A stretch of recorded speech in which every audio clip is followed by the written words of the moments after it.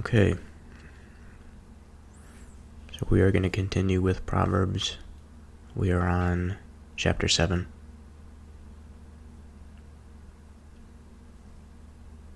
My son, keep my words, and lay up my commandments with thee.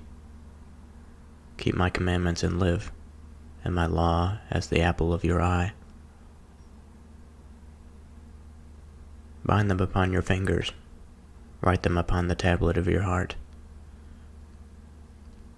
Say to wisdom, you are my sister, and call understanding your kinswoman, that they may keep you from the strange woman, from the stranger which flattereth with her words. For at the window of my house I looked through the casement, and beheld among the simple ones, I discerned among the youths a young man void of understanding, passing through the street near her corner, and he went the way to her house. In the twilight, in the evening, in the black and dark night, and behold, there met him a woman with the attire of a harlot, and subtle of heart. She is loud and stubborn, her feet abide not in her house. Now is she without, now in the streets, and lieth in wait at every corner. So she caught him, and kissed him, and with an impudent face said to him, I have peace offerings with me. This day I have paid my vows.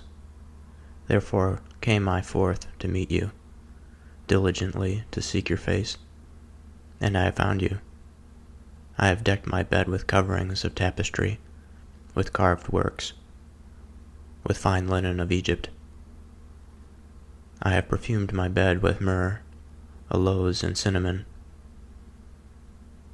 Come, let us take our fill of love until the morning. Let us solace ourselves with loves. For the goodman is not at home. He is gone a long journey. He has taken a bag of money with him, and will come home at the day appointed. With her much fair speech she caused him to yield. With the flattering of her lips she forced him. He goeth after her straightway, as an ox goeth to the slaughter, or as a fool to the correction of the stocks, till a dart strike through his liver, as a bird hasteth to the snare, and knoweth not that it is for his life. Hearken unto me now, therefore, O ye children, and attend to the words of my mouth. Let not your heart decline to her ways. Go not astray in her paths, for she has cast down many wounded, Many strong men have been slain by her. Her house is the way to hell, going down to the chambers of death. That concludes chapter 7. So, not an unfamiliar warning so far in the Proverbs. The strange woman is a pattern that it seems like they had dealt with quite often. Often enough to write multiple proverbs addressing it. But of course, it's more than just the strange woman that we have to look out for. This is but one form that this type of, I guess we can call evil or deception, can take hold of us. You know, it's a funny thing to call someone simple. I've had a few instances in my life where I've experienced somebody being called simple. I'm not sure if I've ever been called simple, but I'm not quite sure how to take it. You know, it's not that I'm offended by it by any means. It is certainly a descriptive term, but it is interesting to me nonetheless. You know, on one hand, when I think of somebody that is simple, I think of somebody that doesn't concern themselves with the frivolous things. I think of somebody possibly on the good end of the spectrum, like a Forrest Gump type of character. Perhaps not the most intelligent, but well-meaning.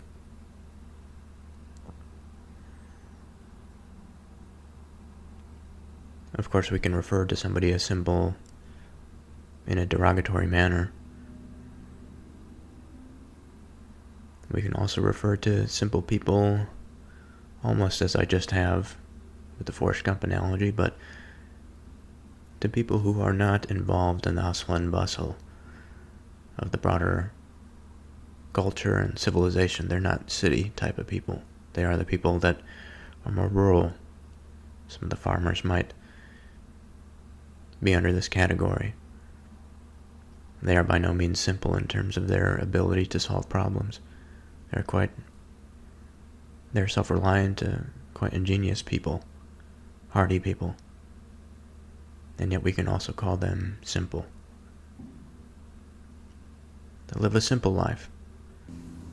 They live a life that is, in some sense, normal. It's nonchalant.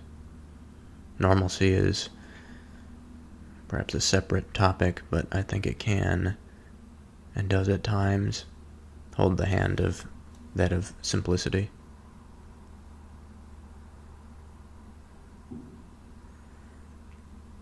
And there's one time in particular when I heard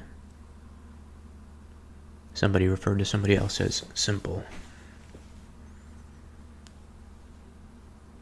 This simple person of concern was about to get their foot amputated.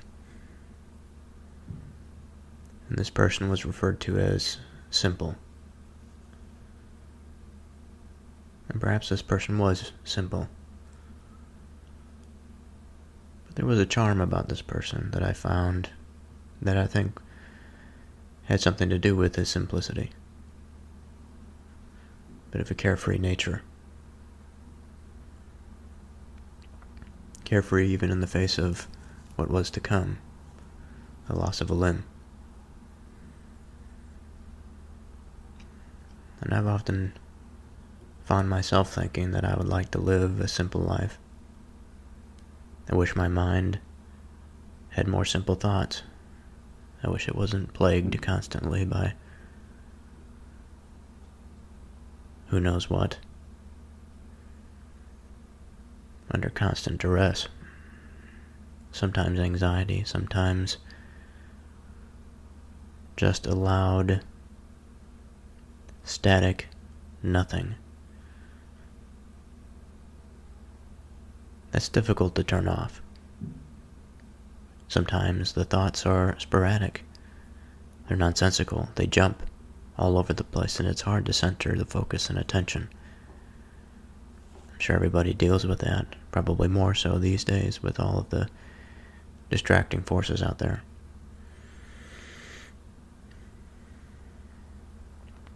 And yet, even through all of this, I can understand the analogy, looking out my window and seeing a simple young person. Just saying that, I can understand how I have changed through the years, and how if I looked back at myself then, I may consider him to be a simple young man. A simple young man that may fall into the same trap as the young man of this proverb.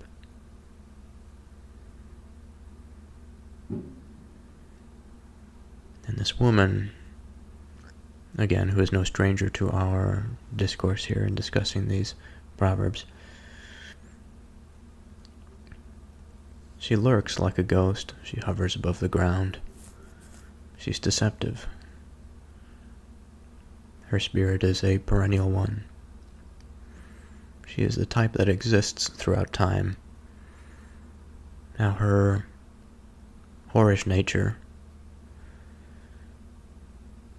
is perhaps a weapon that she uses, but it's not necessarily the thing of concern. The primary point here is the corruption and deception of the vulnerable mind.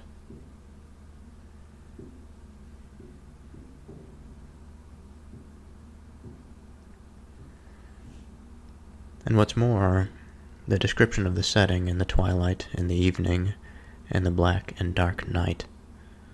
And behold, there met him a woman with the attire of a harlot, and a subtle of heart.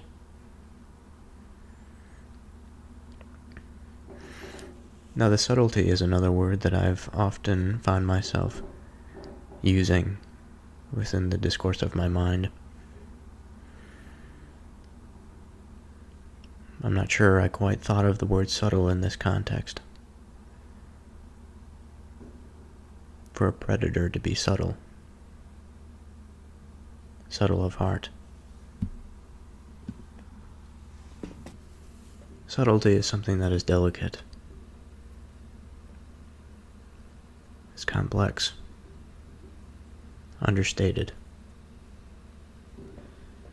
A bit difficult to describe or analyze. I certainly can see, and I have experienced, I'll have to admit, not often, but I have experienced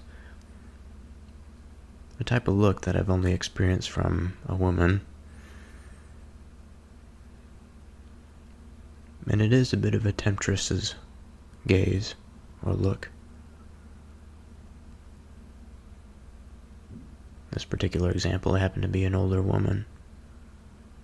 And the way that she looked at me out of the corner of her eye, I was younger at the time, my early 20s.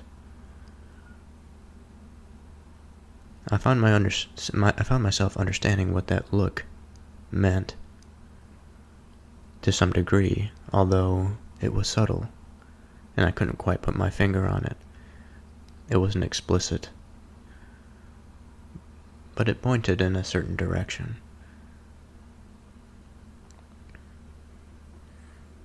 As though it was calling me, it was tempting me. Who knows what she wanted, who knows what she meant by it, but the probability stands, I think, that she meant it in more of a flirtatious manner, which I thought was great at the time. I still think it's great. Every young man likes the attention of an older, attractive woman.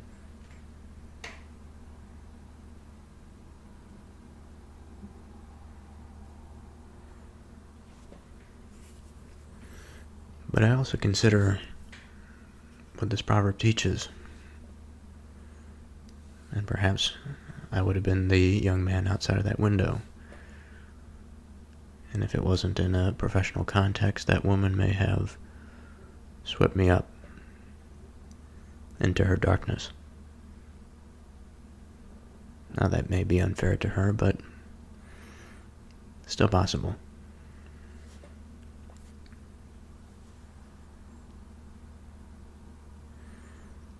And so this woman, this subtle woman, loud and stubborn,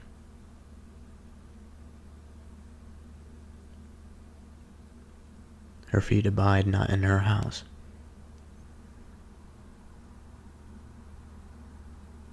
She did not follow the rules that guaranteed her security under her family's house.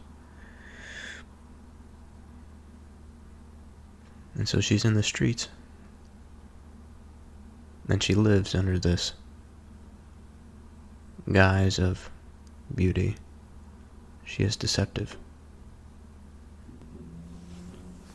And she shows us an impudent face. Shameless. Seemingly unaffected by the things that ought to affect a person.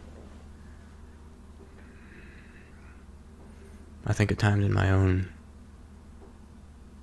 behavior in which I knew that I was doing something that wasn't quite right, but I couldn't put my finger on it, but I continued because I knew it was a little bit, it was strange. It wasn't of the norm. And perhaps this is what I wanted. I wanted the view of another to see me as different and as strange, so that I may tempt. So this impudence is not completely unfamiliar to me. Although looking back on it now, I can't say that I am proud of that or that I am shameless. I certainly feel shame in that type of behavior. Can't say that I have many memories of that sort of behavior, but one or two is all you need.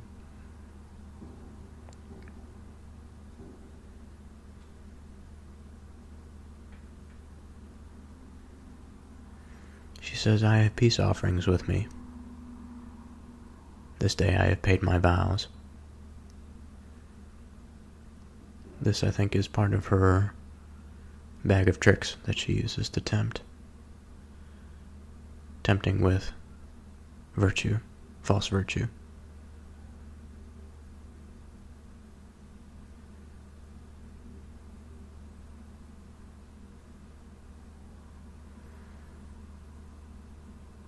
And of course she tempts him into a sexual relationship. Come, let us take our fill of love until the morning. Let us solace ourselves with loves.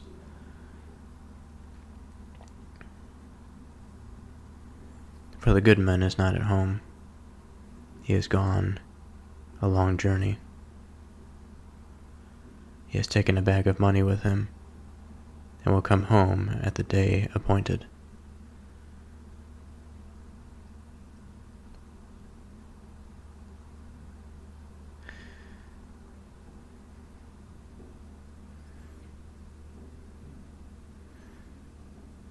It's interesting, she seems to fall under the radar of this. She refers to the goodman not at home. Gone on a long journey. This goodman is sort of a symbol of the judge, because if the goodman was home, then we probably can't go where she wants to go. This goodman may symbolize her husband. But certainly the husband, within the bond of marriage, can be and has the authority to be a judge on such matters.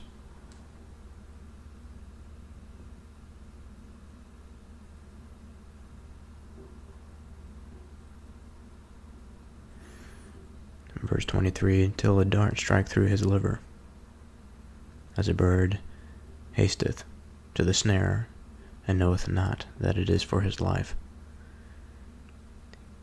He has been caught by this predator. And the warning is, don't follow her. She will lead you astray. She will lead you for the inferior goods. She will lead you to desire sexual pleasure over enlightenment, over properly placed sexual behavior within the context and institution of the relationship between the man and the woman to produce a child that they may work together and build something together. Build something substantial, meaningful, purposeful. A continual source of this meaning and purpose that extends far beyond the momentary pleasure of an orgasm.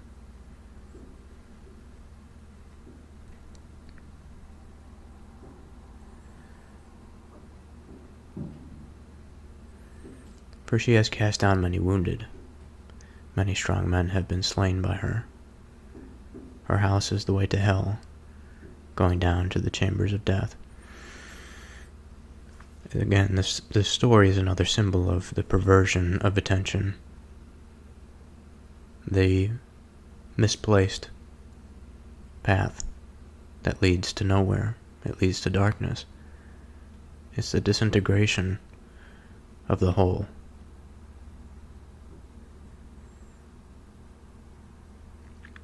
Chapter 8.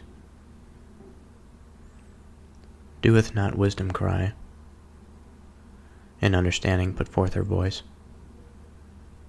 She standeth in the top of high places, by the way in the places of the paths. She crieth at the gates, at the entry of the city, at the coming in at the doors. Unto you, O men, I call, and my voice is to the sons of man. O ye simple, understand wisdom. And you fools, be you of an understanding heart.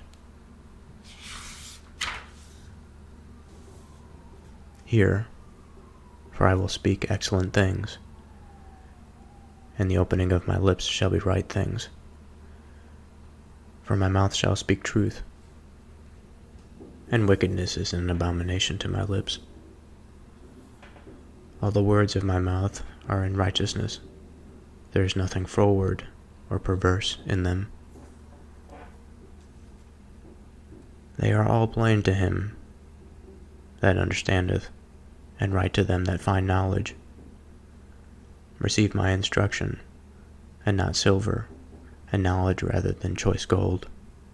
For wisdom is better than rubies, and all the things that may be desired are not to be compared to it. I, wisdom, dwell with prudence, and find out knowledge of witty inventions.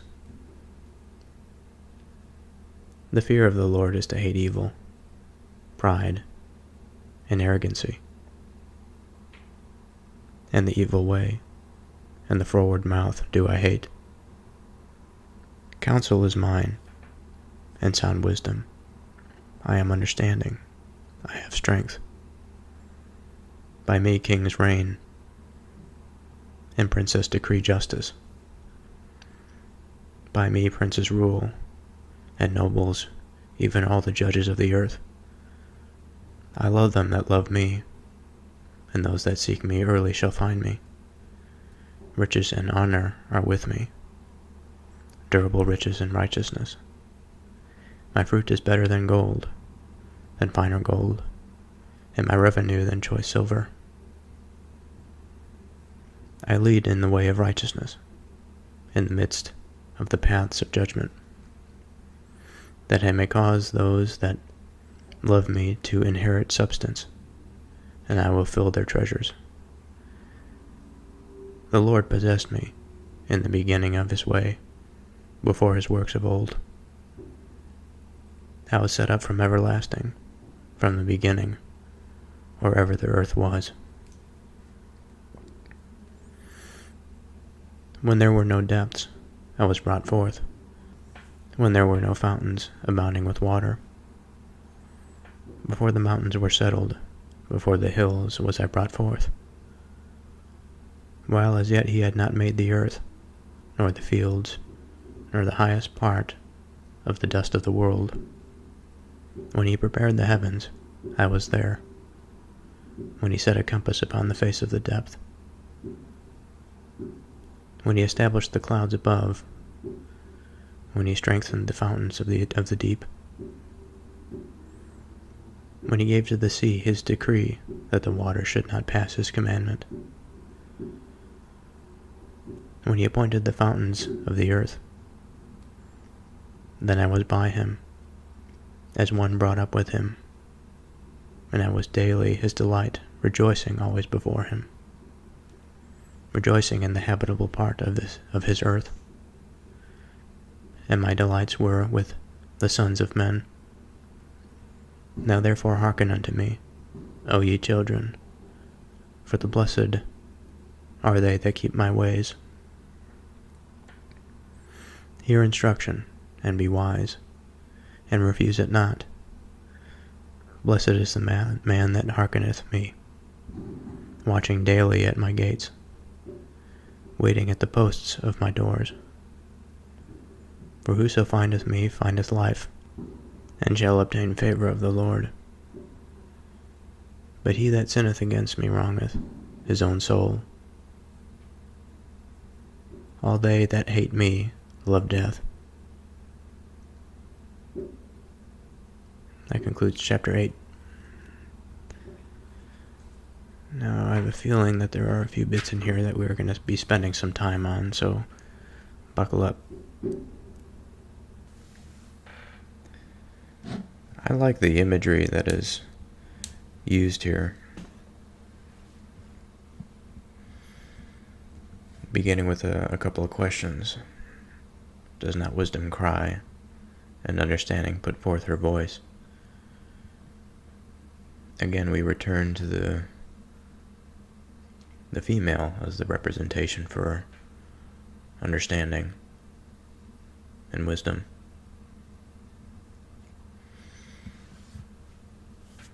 In verse 2, she stands in the top of high places,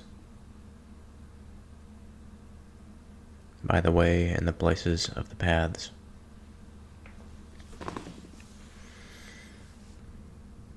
She crieth at the gates, at the entry of the city, at the coming in at the doors. So a bunch of symbolism here to illustrate that this woman she is symbolized as wisdom and understanding. She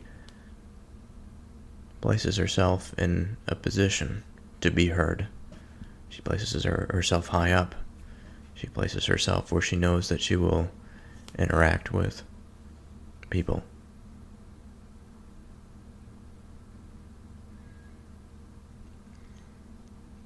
Something that we've seen before in the Proverbs. Chapter 1, we are introduced to this woman. She gives a warning of impropriety. She looks down upon those that are simple. And she repeats a familiar tone here. O ye simple, understand wisdom, and ye fools, be ye of an understanding heart.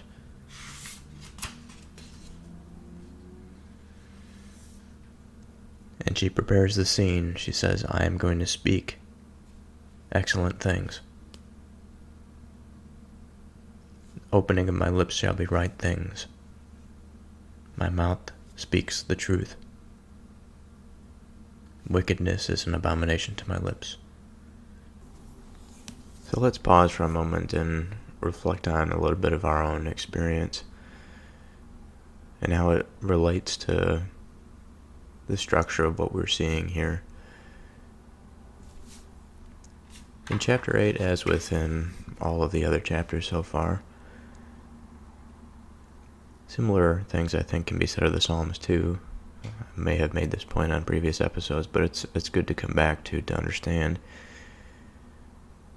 There is a structure to the Proverbs, the poems, and the songs. Now, the structure is not necessarily rhythmic, like you'd find in certain types of poetry. It doesn't flow in that way, but it does have a certain flow. That is, we are introduced, and this introduction usually has something to do with orientation of attention.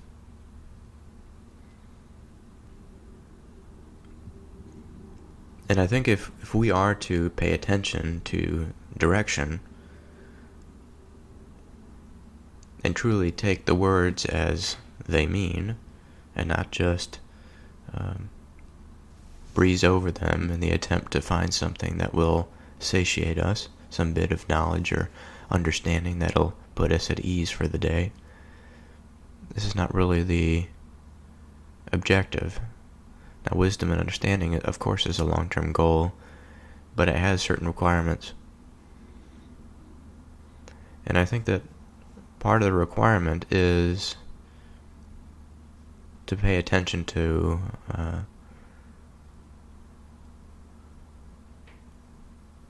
the conscious environment that you find yourself in. And so if you have a person that is illustrated to be at the top of some precipice or in front of a gate, to be at the door of entry, so every time that somebody would come in or come out would encounter this person saying certain things.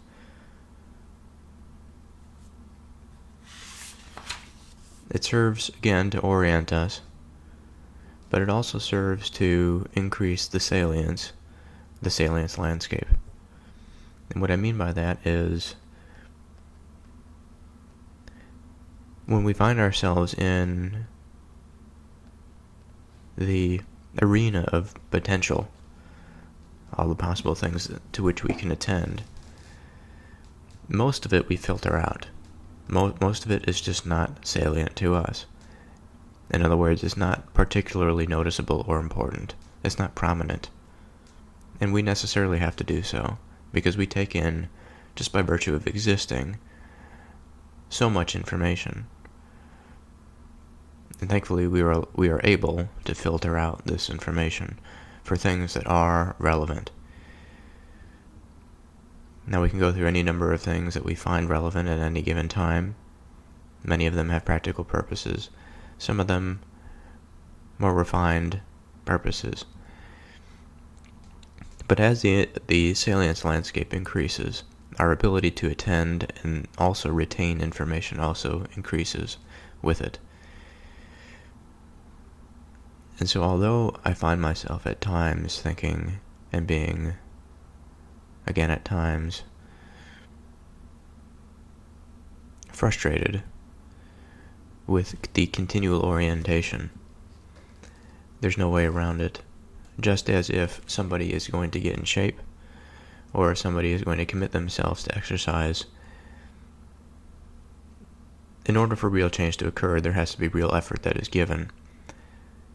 And there is no way around the fact that we have to enter into that sphere, that the analogous salience landscape to that of the exercise landscape. We have to pay attention to the whole process. We can't just jump into something. We can't just jump into a state of mind that allows us to handle the stresses and the demands that are required of us in order to make change. We have to go through that warming up process, and often it's very difficult. It's difficult to have the heart rate rise when we are sort of at a comfortable resting state. It's difficult when there's nothing immediately, or I should say practically, in our environment which warrants such an effort, such a physical effort. We're not hunting for food. We're not running from predators. We are just there to put this aspect and response, physiological response of the body, into a practice so that we may achieve certain ends, some of which have to do with physical form, but I think what is higher would be a type of focus and understanding and state of mind that we can achieve at a certain level of intensity. And this is all through the body and the focus of the mind. And so again, the main point here is that we cannot cheat the process by which we enter into these states. It is the same as it is for exercise, moving through that painful warm-up period that can last a while, especially if we are not particularly attentive on that day, or didn't get enough sleep, or ate too much of a particular type of food. There's all sorts of barriers to entering this flow state, which I think is something that supports a practice of a sort of a purity type practice. Eat clean, regularly, have a regular sleep schedule, you get enough sleep. You set yourself up for the conditions that are necessary to get into that state of mind, to be productive. And the same as with the Proverbs here. We cannot get into a state of mind without first going through some painful orienting processes. And I say painful because they may not be painful at the outset. Everybody can exercise for a week or two, but it's maintaining that consistency and that discipline where it becomes difficult. And so when we go through this orientation process, which in this proverb, it's lasting a few verses, it can be difficult to stand the, how would we say, its mundane nature. Maybe that's too harsh. It's really not a criticism, because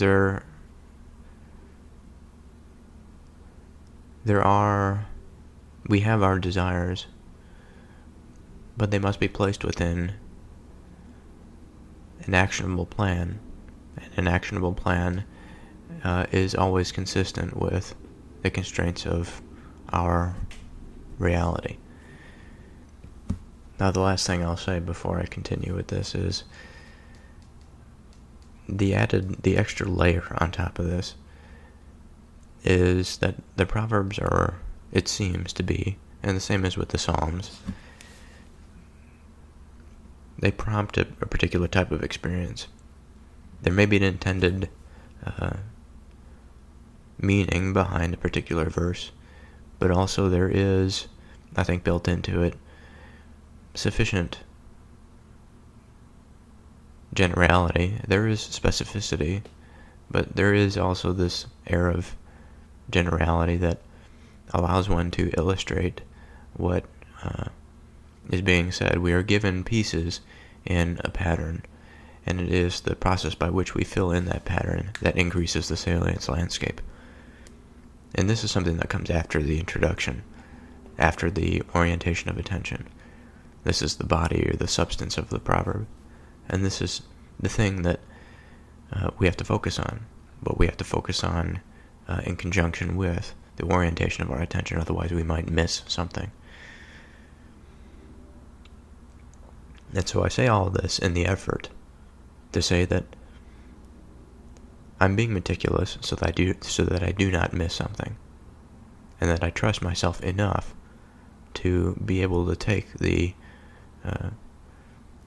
direction that is given, and to follow that down the path that is consistent with what was being said. It is the completion of the task.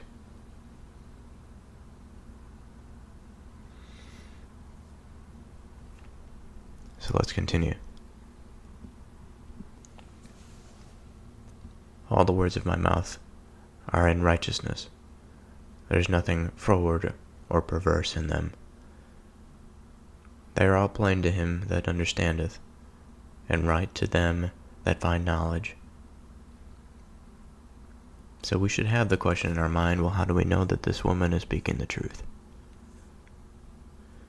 We have to remember that the woman is a symbol for wisdom, and so we have to think as though this wisdom or understanding is speaking directly to us. the question is not solved because of that line of thinking. The question of, well, how do we know that this is actually true? Again, I think it is up to us to connect the dots and connect the pieces.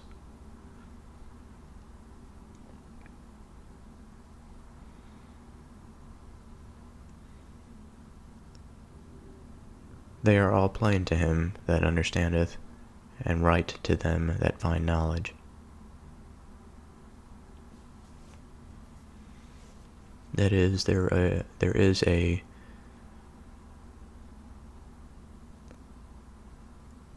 way of seeing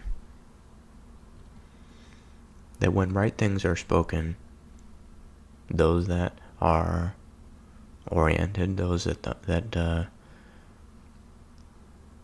desire the truth, find it easy to understand. They find the truth easy to understand.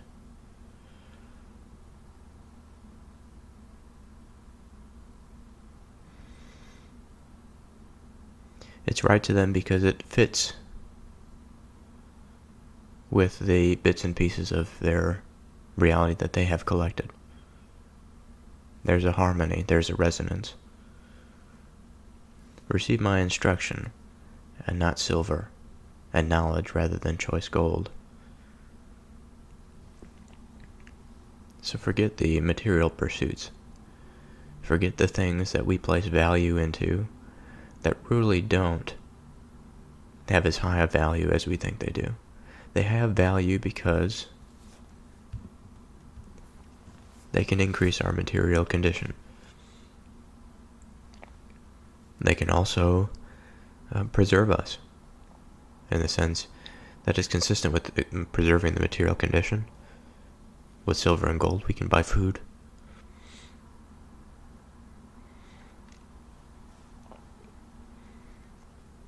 But of course, this existence, this experience after which we found ourselves in collections of people, and we have been, to a degree, liberated from the constraints of pure subsistence living. Value takes on a new form. There are things that are of higher value. That's not to say that prior to that, even under subsistence level conditions, that there aren't higher level values. Surely there are. But I say that just to say that the level of distraction is so much higher in the subsistence level existence that perhaps doesn't quite exist in the civilizational context. There's greater abundance. For wisdom is better than rubies, and all the things that may be desired are not to be compared to it. I, wisdom, dwell with prudence, and find out knowledge of witty interventions. Now this verse is what the prior orientation and salience landscape, the recognition of that salience landscape, I think leads us to. And so we have to pay particular attention to this now, because this is one of the first of the things that is the substance of the proverb, let's say. So she is recognizing herself, saying, I being this wisdom, dwell with prudence. And so it's important to understand exactly what prudence is. And I think at first glance, this is something that I can see how science flows directly from this way of thinking. Because prudence involves the ability to make sound judgments, decisions that are based on careful thought, foresight, and practicality. It's a quality that involves being cautious, circumspect, and thoughtful, considering potential consequences of one's actions and choices.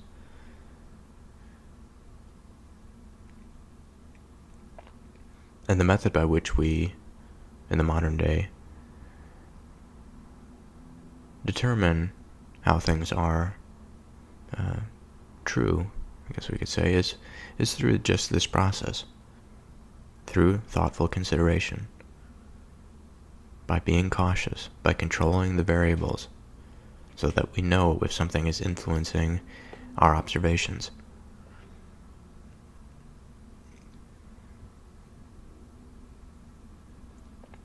To make sound judgments, again, to bring Plato back into this, we are given a series of accounts, and it's up to us to place these accounts in the appropriate way to support our judgment, so that it is more likely to be true.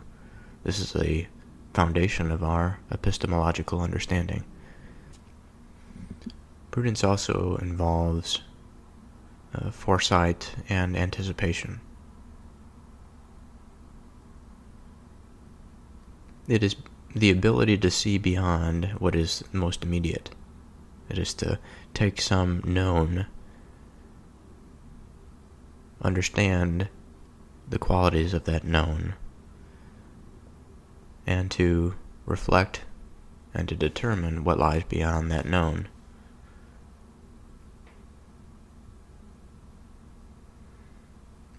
It's to consider long-term implications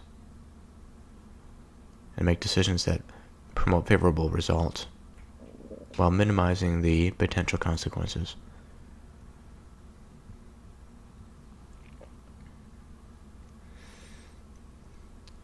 Prudence also involves rationality, reasoning. Something that we might call objectivity, weighing the evidence, critical thinking. And of course, we can't forget an important part of prudence, an important part of understanding what is true is what is true morally and ethically. It is finding the principles that hold for us, just as well as it applies to finding the principles that hold of the physical world. Now we have yet to find the thing that unites the two, I suppose, in a certain way. The thing that unites the two from below, from the south, from the emergent. We can get there through the emanatory, but I think not to get too far down that rabbit hole these days. Obviously, the emanatory is something that is demonized. I think part of it has to do with prudence. It is this extreme principled approach. So much so that perhaps it turns on itself and it becomes a way of blinding the individual. But again, we should not get too far down into that. That'll divert our path. Now, the other thing I wanted to say about this is verse 12. It's the use of the word dwell, which seems to imply if we are to dwell with someone or something, we are to know it quite well, but we are not that thing. And so wisdom involves the interaction with prudence, but it is not prudence itself. Perhaps we can think of prudence as something that is a prerequisite to wisdom.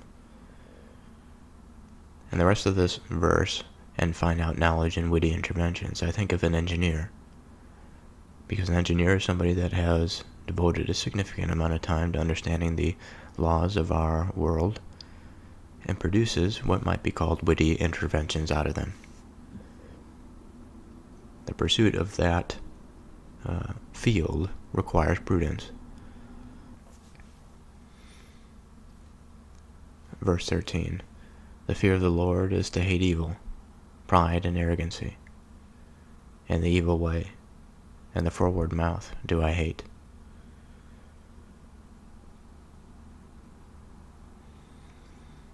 So it's an interesting definition. We have thus far been talking about the fear of the Lord as the fear of a particular way in which we can interact with this divine logos, which is through the consequences of our actions. We know that we are bound by some law when we just can't do whatever it is that we want to do, even if it seems like we can get away with it in the immediate sense. In the sense of, and in respect to prudence, and in respect to that aspect of prudence that allows us, or that prompts us to consider the future, there will be a consequence at some point.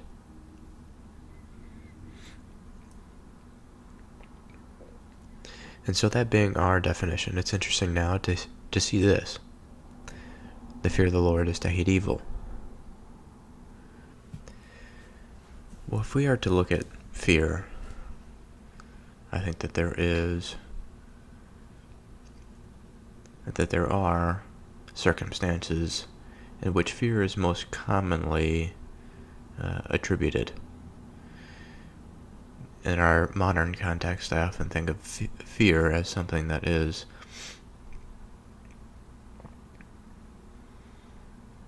an uncomfortability with the unexpected. And that often has to do with particular situations. It's like, say, being a victim of a home invasion, being stalked at night, that's something that is beyond our immediate understanding and knowing, but just rather a belief and emotion that comes from it. This strong agitation, even if it is known, the fear is there, that strong agitation again.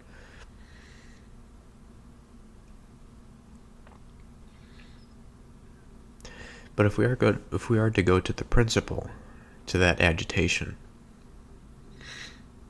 to the alarm,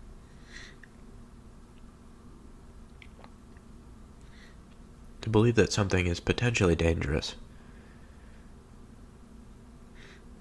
but dangerous in such a way that it can harm a particular part of ourselves,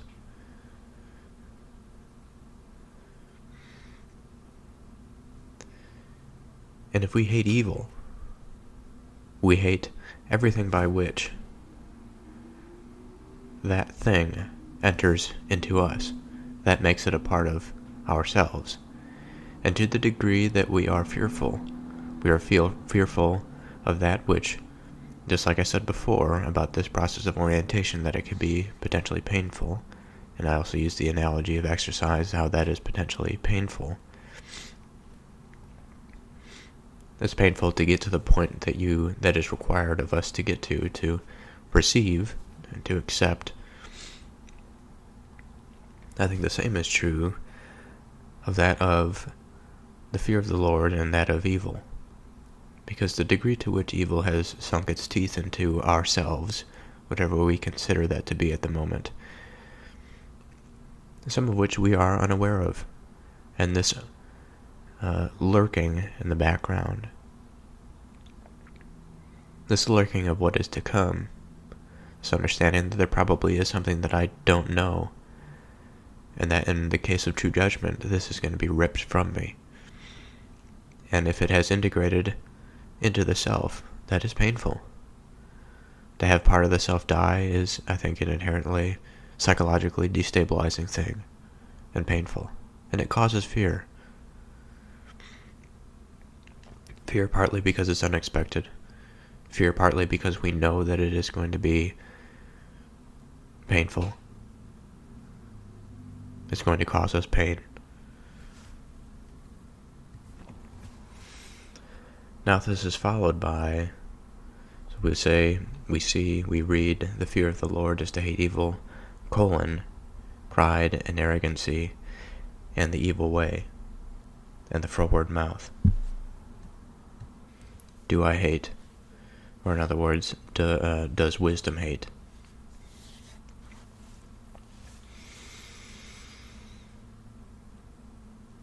Now, we talked of pride before. We haven't spoken of arrogancy. We're commenting on the evil way. We've certainly talked about the froward mouth. Again, froward is the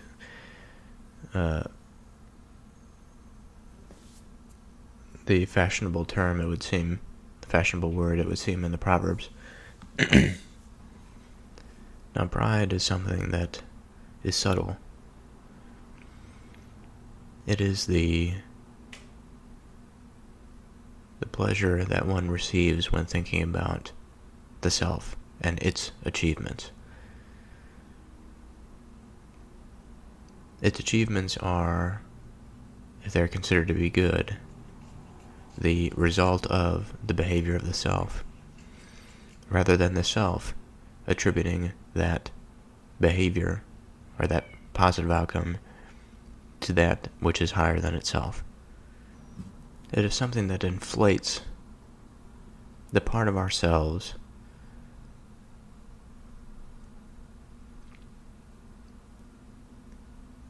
that recognizes the self. That says, this is something that is real, this is something that has value. It is a thing that recognizes identity, identification. Now, in and of itself, I suppose that the thing recognizing in and of itself has nothing inherently bad wound up in it. But it's the way in which it is categorized, the way in which it is identified, and perhaps more importantly, the value that is attributed to what ought to be defined as self-worth. If the thing that inflates, or the thing that gives value to the self, is superficial achievements, or recognizing that the self is the thing that is all that matters, and that the achievements in life are nothing but the means by which we inflate the self, we give the self purpose. In some sense, that resonates, but it falls short in that if we are only able to satisfy the selfish aspects of our experience, then we are wholly unable to determine and to see that which is greater outside of the self. The self-absorption is a form of arrogancy. It is a form of blinders that are placed over the eyes. It prevents one from truly seeing what's more. Now, it doesn't mean that once the blinders are removed that the self ceases to exist. The self, of course, exists, but it exists relative to other things, to other identities, let's say. Now, there are important restrictions on the self. These restrictions to the self, I think, necessarily make it so that it cannot be too self-absorbed without consequence. That there is a particular identity that it must maintain at the base level for its own sanity, for its own ability to perceive of what is actually true. Because if it denies much of what it is, or if it overinflates itself, then it, of course, will believe things that are against the way that things truly are. And I think the perversion of the truth is a way in which we can consider evil.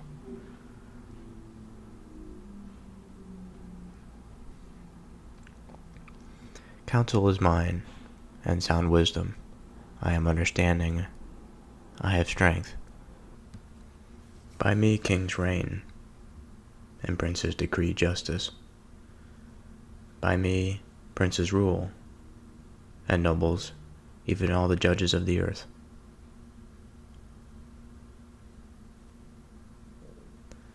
I love them that love me, and those that seek me early shall find me.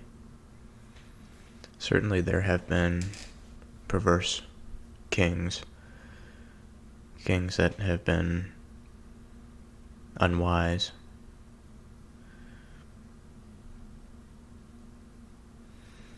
But I think that the position of the kingship, regardless of how we may view on that institution today, like with many things, through wisdom, that leadership and that reign, that position that is held is secure. It is a lawful position.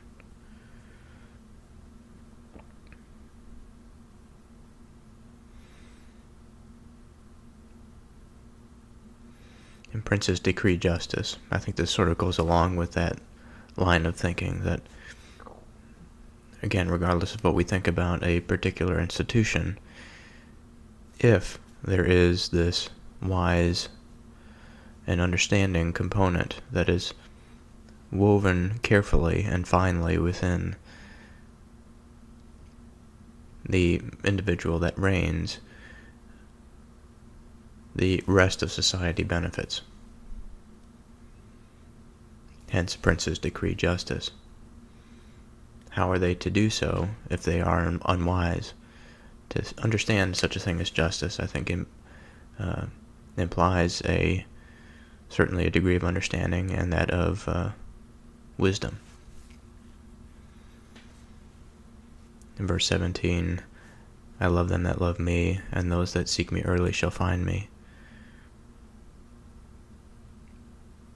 I think this is pretty straightforward. It's you reap what you sow type of logic.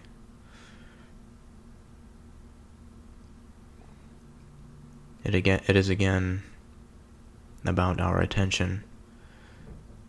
The love that we give something is the attention, the care, and the affection, the time.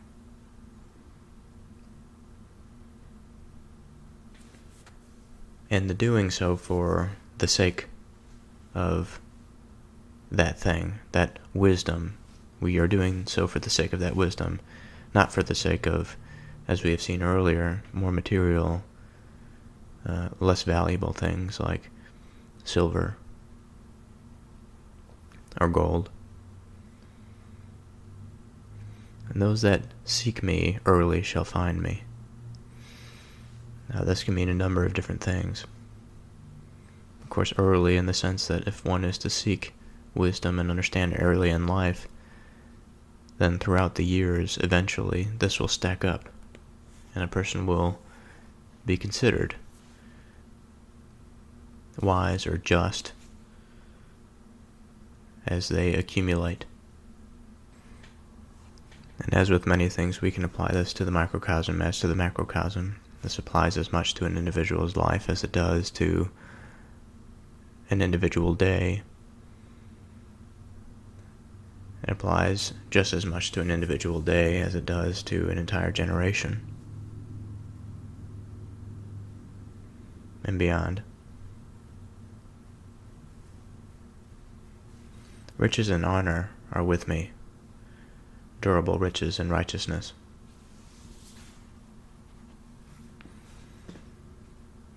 My fruit is better than gold, than fine gold, and my revenue than choice silver. Again, the analogy of value.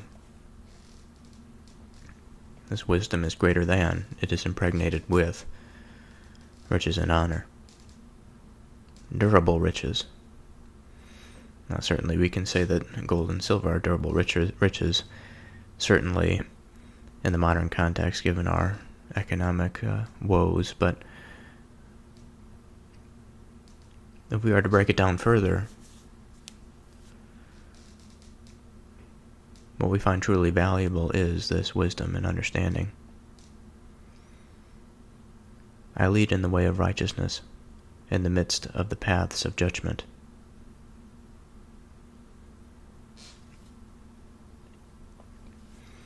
That I may cause those that love me to inherit substance, and I will fill their treasures. So the diligent and the disciplined, the ones that make the proper sacrifices, will be the ones that achieve, again, substance, whatever that is, they will have it.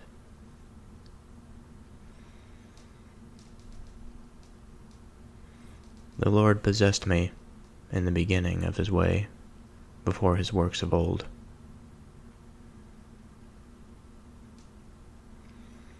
So what can we say of that verse?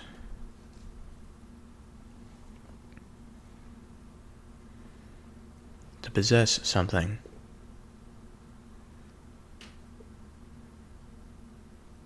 is to hold it.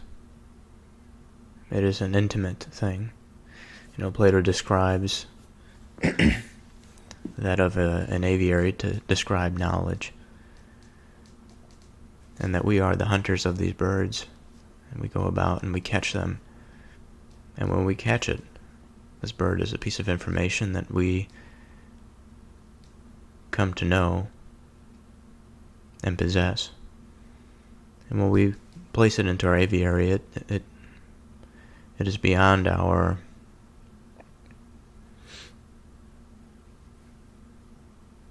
immediate experience, let's say, but it is within our aviary, it's within our memory, flying around with all the other birds that we have captured. Now we may know of it, we may know that it is in that aviary, but when we go back into that aviary and we capture the bird, it is then that we possess it. And so this possession is, in my opinion, it is a way of signifying a level of intimacy.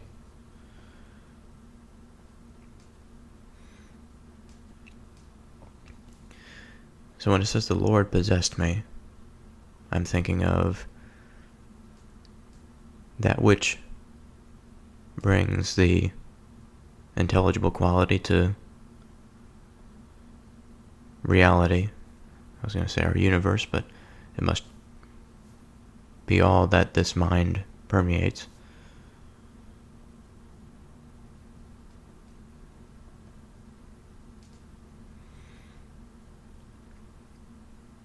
That mind had held close, certainly always does hold close, this person of wisdom,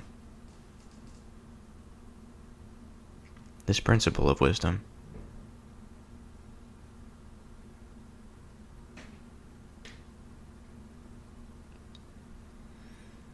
Now it says, in the beginning of his way, before his works of old.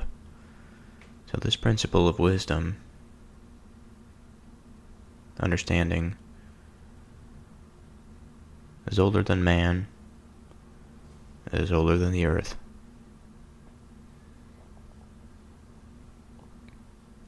Verse 24, when there were no depths, I was brought forth. When there were no fountains abounding with water, before the mountains were settled, before the hills was I brought forth. While as yet he had not made the earth, nor the fields, nor the highest part of the dust of the world. When he prepared the heavens, I was there. When he set a compass upon the face of the depth. And what might that mean? when he set a compass upon the face of the depth. A compass is an object that provides direction, north, south, east, west.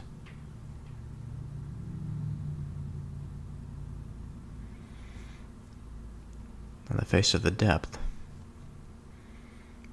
is the thing that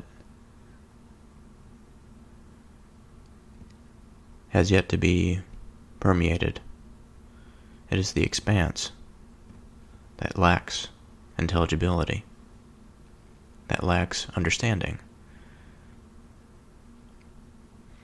And to set direction upon the depths is to bring it into the fore.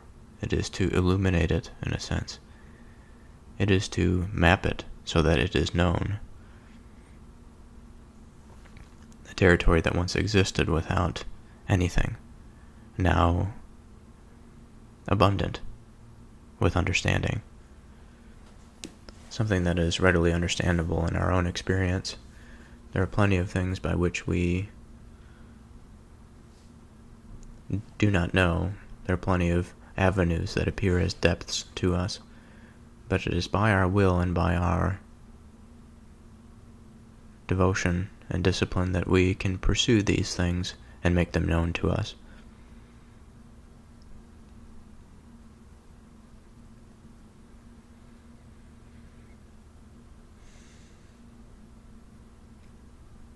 When he established the clouds above, when he strengthened the fountains of the deep, when he gave the sea his decree, and the waters should not pass his commandment, when he appointed the foundations of the earth, then I was by him, as one brought up with him, and I was daily his delight, rejoicing always before him. Now I think it's important to discuss a little bit about what is being said here. When he gave to the sea his decree, we have to remember what the sea means. Now we have our understanding of it from our experience, which is useful. The sea is something that is a vast body of water. This undulating thing.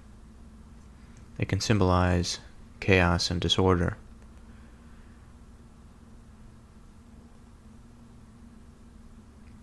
It is untamed. It is less like the solid ground by which we build our buildings upon. It is unpredictable. In Genesis 1, the Spirit of God hovers over the waters, bringing order out of the chaos. The sea and water in general can symbolize separation and transition.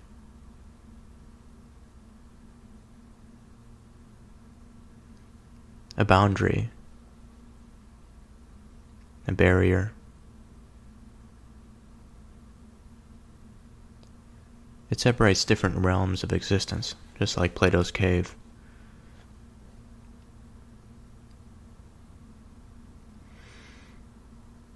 And so when we see here, when he gave the sea his decree, that the water should not pass his commandment, we have what we can consider natural law. We have the principle by which the sea may operate. Perhaps the sea itself is endowed with this language, with its structure.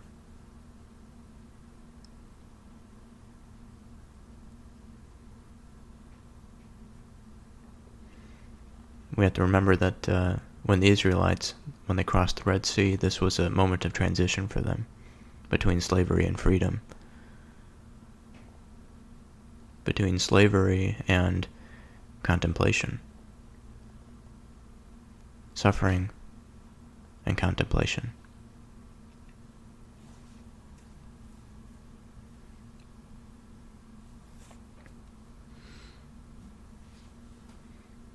It can symbolize power and majesty, revelation and mystery. But I rather like the idea of using this separation of existence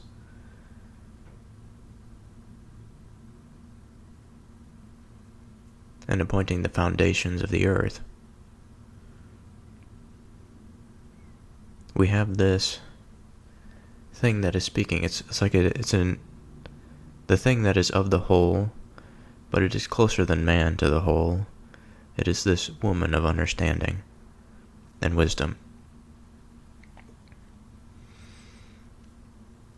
And so it's interesting, this principle, this one of the fundamental principles. It's interesting, I suppose, because it is so high up in this sort of celestial hierarchy. And it's interesting the things that it has seen. Of course, not seen in the way that man has seen, but seen at such a level to truly understand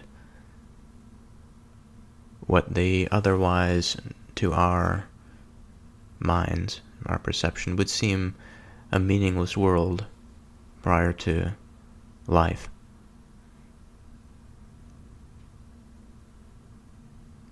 And to make sense of that, I think, is profound. What does it mean for a period of existence, or period of existence, in which human beings did not permeate that atmosphere? The human mind had yet to think. And yet there were these principalities that had the ability, that there was this conscious sphere. Then I was by him, as one brought up with him, and I was daily his delight, rejoicing always before him, rejoicing in the habitable part of his earth, and my delights were with the sons of men. Now therefore hearken unto me, O ye children, for blessed are they that keep my ways. Hear instruction and be wise, and refuse it not. Blessed is the man that heareth me, watching daily at my gates, waiting at the posts of my doors. For whoso findeth me findeth life, and shall obtain favor of the Lord. But he that sinneth against me wrongeth his own soul. All that hate me love death. And so this proverb, although not exactly what I was expecting after the first read, obviously there's a lot here. There's a lot for us to take with us.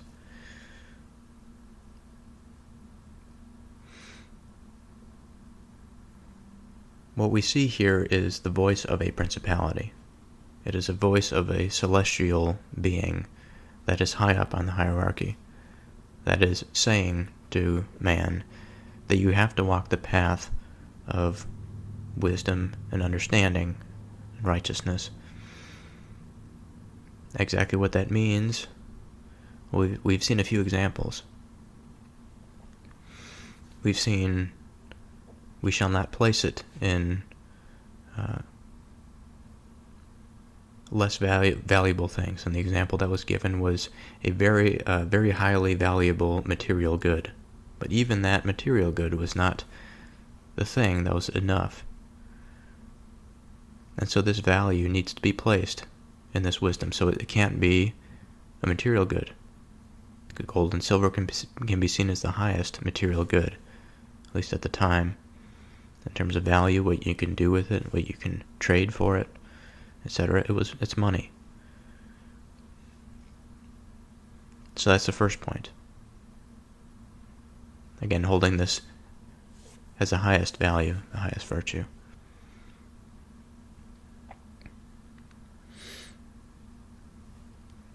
With understanding, we have intelligibility. We have the light that permeates. We understand how to make things and produce things like the engineer. We understand things about our world. But even just understanding things about our world doesn't mean that we know what to do with them. And so that, again, goes back to our sort of law and discussion of value. That we cannot place it in inferior goods. We don't accept things for just money.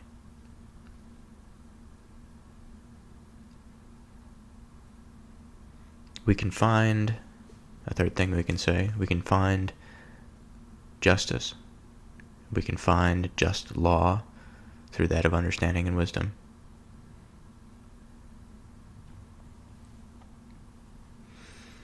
We find, in a prognostic sense, that future generations will have substance if they adhere to the process of understanding and of knowing. One of my, not sure if I could say this is recent or not, but one of the things that's on my mind often is this method that we use today, the scientific method. We hold it in high regard, as we should, because it is one of the ways that we come to know things. But clearly, the method in and of itself does have particular limits to it, at least in terms of its institutional application and its examination of the material world. If some of the constraints are liberated to a small degree, then we are able to use it with our own experience, and I think that that is also useful. But there's something not quite right about the modern day and the faith that we have in the method for the sake of the method.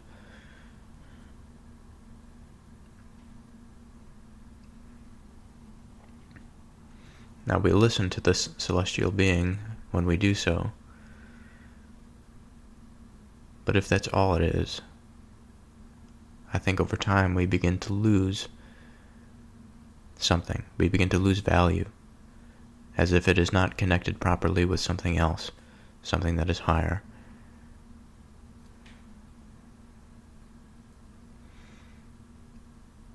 Another thing that we can say is that wisdom and understanding precedes man.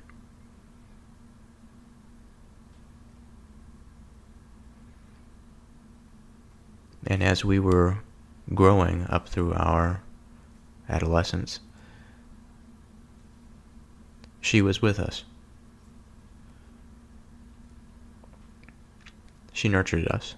She taught us how to do it. We have the advice, the counsel, not to fall in the ways of the evil, in the ways of evil. Pride and arrogancy, and the evil way, and the froward mouth, these are against wisdom.